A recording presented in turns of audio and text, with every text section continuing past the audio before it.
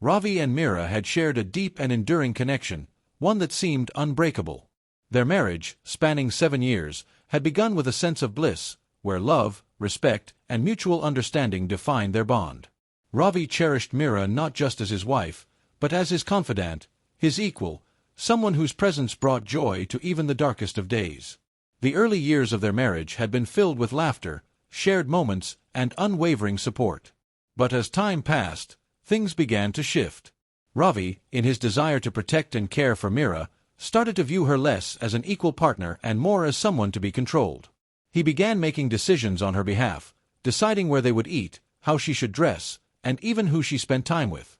He began to treat her less like a person with her own autonomy and more like something that needed to be safeguarded from the world. In his mind, this was a reflection of his love, of his role as a husband. But to Mira, it was a slow erosion of the independence she had always cherished.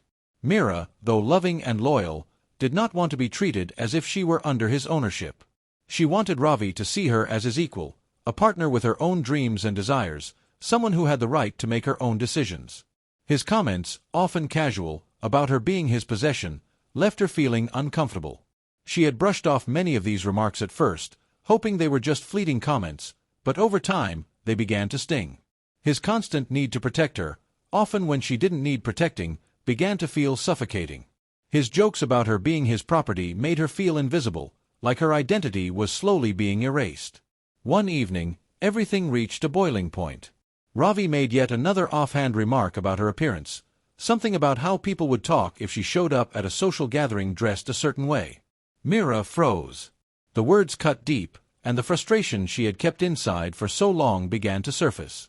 Her anger, her hurt, her fear, all of it came rushing forward. It was no longer something she could ignore or suppress. Her chest tightened, and she felt a surge of power rise within her. She had been silenced for too long, and now, it was time to speak her truth. "Ravi," she said, her voice quiet but firm, with an edge that made him pause. It was not the tone he was used to from her, the calm, patient woman who rarely raised her voice. This was different. This was a woman who had reached her limit. Ravi, surprised by the shift in her demeanor, looked up from his phone, confusion written on his face. "What do you mean? What's wrong? Why are you so upset?" Myra's heart raced, but she stood her ground. She took a moment to steady herself, her fingers clenched into tight fists. The trembling in her hands wasn't from fear, but from the overwhelming rush of finally standing up for herself. She had been afraid to say these words for so long, but now, there was no turning back. "I am not your possession," she said, her voice trembling with emotion, but clear and unwavering. "I am your wife, your equal. I have my own thoughts, my own dreams, and my own choices.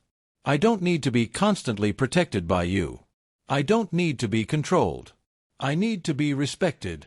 The room seemed to freeze. Ravi stared at her, wide-eyed, not knowing what to say. His gaze flickered from her face to the floor, as if searching for something that could make this moment disappear. But Myra's words had pierced through the years of unspoken resentment. They hung in the air like a weight he couldn't escape. He finally let out a soft, confused laugh. "What are you talking about? I'm just trying to protect you. You know I love you, right? That's what husbands do. They protect their wives." But Mira wasn't backing down. Her voice grew louder, more resolute. "Love isn't about possession, Ravi," she said, stepping closer to him. "It's not about trying to put me in a bubble where you control everything I do, everything I wear, everything I say. It's not love when you make decisions for me without even asking me what I want. I'm not a child who needs to be taken care of at every turn. I am your partner, and I need you to see me as an equal, not as someone you can dictate to." Ravi's expression shifted then. For the first time that evening, Mira saw a flicker of realization in his eyes. The usual defense mechanisms, the jokes, the snarky comments, had failed him. He was quiet for a long moment, and the silence hung in the air between them. Myra's heart raced as she tried to decipher what he was thinking. Was he truly understanding what she was saying, or was he just trying to find a way to make this conversation disappear? To make her go back to the woman who had silently accepted everything he said? After what felt like an eternity, Ravi spoke again, but his voice was uncertain, wavering. "If you're not my possession," he said, almost hesitantly, "then don't expect my protection." Myra's heart broke at the words, but she knew one thing for sure: she had said what needed to be said. And no matter what came next, she wouldn't allow herself to be silenced again. The words struck Myra like a sharp slap. It wasn't the response she had hoped for, but somehow, it wasn't a surprise either. She had feared that Ravi wouldn't truly understand her need for equality, that he would twist her plea into an attack on his love for her. And in that moment, she realized just how deep the fracture in their relationship went, how much of it had been built on a foundation that was unbalanced and flawed. The protection he had always spoken of wasn't rooted in love, it was about control. Myra stepped back, feeling as though a cold gust of wind had hit her, her face flushed with a mix of anger and frustration. The weight of years of silent suffering, of stifled emotions, crashed over her, and for the first time, the truth was painfully clear. The depth of their disconnect was unmistakable. What hurt the most, though, was that Ravi still couldn't see it. He didn't see that his constant need to protect her had suffocated her spirit, that his version of love was tainted with possessiveness. Myra's voice cracked slightly as she spoke again, the words coming from a place deep within her, words that had been buried for too long. "You can't see it, can you, Ravi?" she said, the rawness in her tone making it clear just how much she had been holding in. "It's not about your protection, it's about respect. I want us to be equal, not you watching over me like I'm a child. I want to make decisions for myself without feeling like I need your permission or protection." Her words hung between them, an undeniable truth that Ravi couldn't ignore. For the first time, his defensive posture faltered. His usual certainty, the unwavering belief that he was doing the right thing by protecting her, was shaken. But the hurt was still there. He had never seen her this way before, so raw, so vulnerable, so desperate for him to truly understand. In his mind, love had always been about safeguarding her from harm, from the world. He had thought he was doing the right thing. But now, as Myra stood before him, the reality became painfully clear. He had never really seen her, not in the way she needed to be seen. Myra felt a sense of liberation that she hadn't felt in years. The weight that had been crushing her shoulders was beginning to lift, though it came with a deep ache. It was a painful release, but a necessary one. She could no longer sacrifice herself in a marriage where her identity and needs were continually dismissed. She couldn't keep living a life where her voice, her worth, were defined by someone else's version of love. With a deep breath, Myra turned toward the door. She didn't know where she was going, but she knew she needed space, space to breathe, to think, to process. This wasn't just about Ravi anymore. It was about her. It was about rediscovering the woman she had been before their marriage, the woman she had lost in the process of trying to make their relationship work.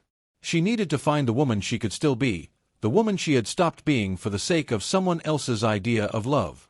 "I don't know what's happened to us, Ravi," she said, her voice trembling with a mix of sadness and determination. "But I can't keep doing this. I can't keep pretending that this is love when it feels like I'm drowning in it. I need to find myself again, and right now, I don't think you're willing to meet me where I am." The silence that followed was deafening. Ravi stood motionless, pale, his mouth slightly open in shock, but no words came out. The weight of Myra's words settled on him, a heavy burden he wasn't sure how to carry.